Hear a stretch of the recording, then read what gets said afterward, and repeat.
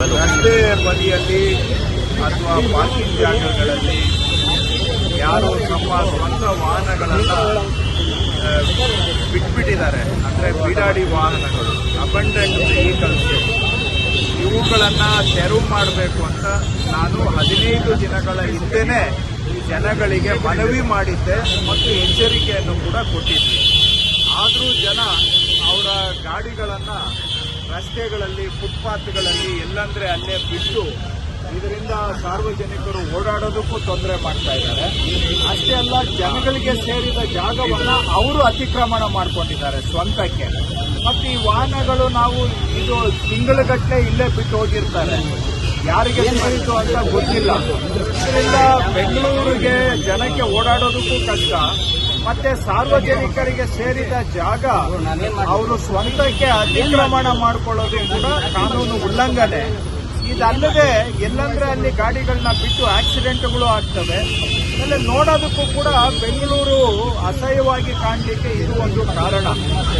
ನಾನು ಕಳೆದ 15 ದಿನಗಳ ಹಿಂದೆನೆ ಇದನ್ನ ಸಾರ್ವಜನಿಕವಾಗಿ ನಾವು ಎಚ್ಚರಿಕೆಯನ್ನು ಕೊಟ್ಟಿದ್ವಿ. ಈ ಬೀಡಾಡಿ ಗಾಡಿಗಳನ್ನು ನಾವು ನಿರ್ಮೂಲನೆ ಮಾಡೋ ಕಾರ್ಯಾಚರಣೆ ಮಾಡ್ತೇವೆ ಅಂತ. ಆದರೂ ಕೂಡ ಜನ ಏನು ಅದಕ್ಕೆ ಕ್ಯಾರೆ ಇಲ್ಲ ಅನ್ನೋ ರೀತಿಯಲ್ಲಿ ಗಾಡಿಗಳನ್ನ ಅಲ್ಲೇ ಬಿಟ್ಟಿದ್ದಾರೆ.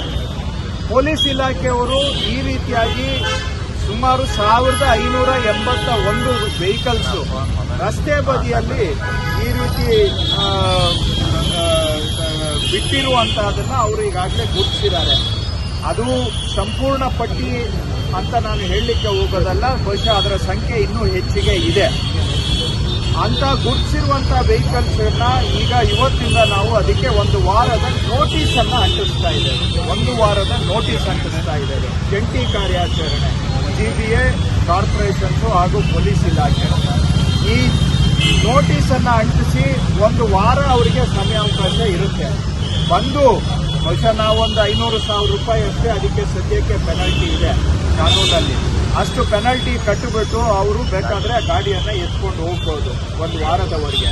1 ವಾರದಲ್ಲಿ ಅವರು ಗಾಡಿ ತಗೊಳ್ಳಿಲ್ಲ ಅಂತ ಹೇಳಿದ್ರೆ ನಾವು ಅದನ್ನ ಇಲ್ಲಿಂದ ಟೋಯಿಂಗ್ ಮಾಡಬೇಕಾಗುತ್ತೆ.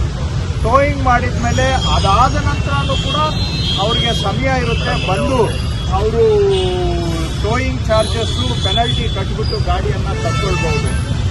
ಇಲ್ಲ ಅಂತ ಹೇಳಿದ್ರೆ ಟೋಯಿಂಗ್ ಮಾಡಿದ ಮೇಲೆ ನಾವು ಅದನ್ನ ಪೇಪರಲ್ಲಿ ಒಂದು ನೋಟಿಸ್ ಕೊಟ್ಟು 15 ದಿನ ಕಾದು ಆನಂತರ ಅವುಗಳನ್ನು ಆಕ್ಷನ್ ಮಾಡ್ತೇವೆ. ಅದನ್ನ ಆಕ್ಷನ್ ಅಲ್ಲಿ ಯಾರು ಬೇಕೋ ಪಾರ್ಟಿಸಿಪೇಟ್ ಮಾಡಿ ಅದನ್ನ ಆಕ್ಷನ್ ಅಲ್ಲಿ ಕೊಂಡ್ಕೊಳ್ಬಹುದು. ಈ ರೀತಿಯಾದಂತ ಒಂದು ಕಾರ್ಯಾಚರಣೆಯಿಂದ ಇವತ್ತು ಆರಂಭ ಮಾಡಿದ್ದೇವೆ. ಇವತ್ತು ನೋಟಿಸ್ ಅನ್ನ ಅಂಟಿಸಿ ಆ ವೀಲ್ಗೆ ನಾವು ಲಾಕ್ ಅನ್ನ ಹಾಕಿದ್ದೇವೆ. ಅವರು ಗಾಡಿಯನ್ನ ತೆರವು ಮಾಡ್ಲಿಕ್ಕೆ ಆಗೋದಿಲ್ಲ ಅಂತ ನಾನು ಪೊಲೀಸ್ ಇಲಾಖೆಯವರಿಗೆ ಹೇಳಿದ್ದೇನೆ.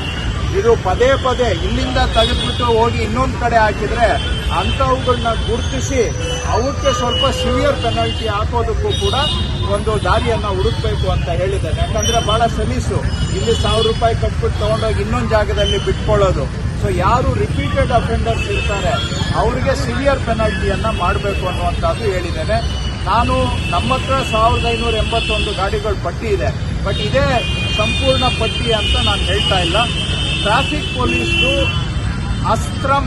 ಅಸ್ತ್ರಂ ಅಂತ ಒಂದು ಆ್ಯಪ್ ಇದೆ. ಆ ಅಸ್ತ್ರಂ ಆ್ಯಪ್ನಲ್ಲಿ ಸಾರ್ವಜನಿಕರು ಕೂಡ ಇಂತಹ ಬೀಡಾಡಿ ವಾಹನಗಳನ್ನು ಟ್ರಾಫಿಕ್ ಪೊಲೀಸ್ಗೆ ರಿಪೋರ್ಟ್ ಮಾಡಬಹುದು. ಅಸ್ತ್ರಂ ಆ್ಯಪ್ ಮುಖಾಂತರ ನಿಮಗೆ ಬೀಡಾಡಿ ಗಾಡಿ ಯಾವುದಾದ್ರೂ ಇದ್ರೆ ಅದನ್ನ ನೀವು ಸರ್ಕಾರದ ಗಮನಕ್ಕೆ ಟ್ರಾಫಿಕ್ ಪೊಲೀಸ್ನ ಅಸ್ತ್ರಂ ಆ್ಯಪ್ ಮುಖಾಂತರ ತಗೊಂಡು ಬಂದ್ರೆ ಅಲ್ಲೂ ಕೂಡ ನಾವು ಇದೇ ಕಾರ್ಯಾಚರಣೆಯನ್ನ ಮಾಡ್ತೇವೆ. ಅವರಿಗೆ ನೋಟಿಸ್ ಅಂಟಿಸ್ತೇವೆ, ಆ ಗಾಡಿಗೆ 1 ವಾರ ಕಾದು ನೋಡ್ತೇವೆ.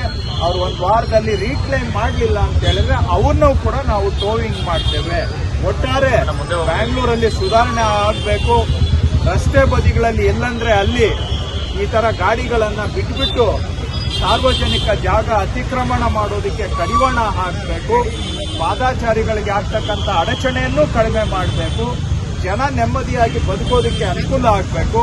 ಮತ್ತೆ ಈ ಬೀಡಾಡಿ ಗಾಡಿಗಳು ಎಲ್ಲಂದ್ರೆ ಅಲ್ಲಿ ಒಳ್ಳೆ ಗುಜರಿ ತರ, ಕಸದ ತರ ಬೆಂಗಳೂರಿನ ಒಂದು ವಾತಾವರಣವನ್ನ ಆರೋಗ್ಯವನ್ನ ಕೆಡಿಸುವಂತದಕ್ಕೆ ಕಡಿವಾಣ ಹಾಕಬೇಕು ಅನ್ನೋ ದೃಷ್ಟಿಯಿಂದ ಈ ಕಾರ್ಯಾಚರಣೆಯನ್ನು ನಾವು ಆರಂಭ ಮಾಡಿದ್ದೇವೆ. ಸಾರ್ವಜನಿಕರು ಕೂಡ ನಮಗೆ ಗಮನಕ್ಕೆ ಇಲ್ಲದೆ ಇರುವಂತಹ ಗಾಡಿಗಳನ್ನ ಅಸ್ತ್ರಂ ಆಪ್ ಮುಖಾಂತರ ನಮಗೆ ಗಮನಕ್ಕೆ ತಗೊಂಡು ಬರಬೇಕು ಅಂತ ಮನವಿ ಮಾಡ್ತೇನೆ. ಮುಂದೆ ಸಾರ್ವಜನಿಕರಲ್ಲಿ ಮನವಿ ಮಾಡ್ತೇನೆ, ದಯವಿಟ್ಟು ಈ ತರ ಗಾಡಿಗಳನ್ನ ಎಲ್ಲಂದ್ರೆ ಅಲ್ಲಿ ರೋಡಲ್ಲಿ ಫುಟ್ಪಾತ್ ಅಲ್ಲಿ ಬಿಡೋದು ದಯವಿಟ್ಟು ನೀವು ನಿಲ್ಲಿಸಬೇಕು. ಇದು ಹೇಗೇನು ಒಂದು ಕಠಿಣ ತೀರ್ಮಾನ. ಇದು ಯಾರು ಅಲ್ಲಿ ಬಿಟ್ಟಿದ್ದಾರೆ ಅವ್ರಿಗೆ ಬಹುಶಃ ಸಿಟ್ಟು ಬರ್ಬೋದು, ಆದ್ರೆ ನೀವು ಮನೆಯಲ್ಲಿ ಇಟ್ಕೊಳ್ಳಿ ನಿಮ್ಮ ಗಾಡಿಯನ್ನ, ಅಥವಾ ಎಲ್ಲಾದ್ರೂ ಸ್ವಂತ ಜಾಗದಲ್ಲಿ ಇಟ್ಕೊಳ್ಳಿ. ಅದನ್ನ ಬಿಟ್ಬಿಟ್ಟು ರೋಡ್ ಸಿಕ್ಕಿದೆ ಅಂತ ಹೇಳಿ ಎಲ್ಲಂದ್ರೆ ಅಲ್ಲಿ ನೀವು ಗಾಡಿ ಬಿಸಾಕೋದಿಕ್ಕೆ, ರೋಡು ಏನು ಒಂಥರ ಗುಜರಿ ಜಾಗ ಅಲ್ಲ. ರೋಡು ಸಾರ್ವಜನಿಕರಿಗೆ ಸೇರಿದ್ದು, ಸಾರ್ವಜನಿಕರ ಸ್ವತ್ತು. ಅದನ್ನ ನಾವೆಲ್ಲರೂ ಕೂಡ ಗೌರವಿಸಬೇಕು ಅಂತ ನಾನು ಮನವಿ ಮಾಡ್ತೇನೆ.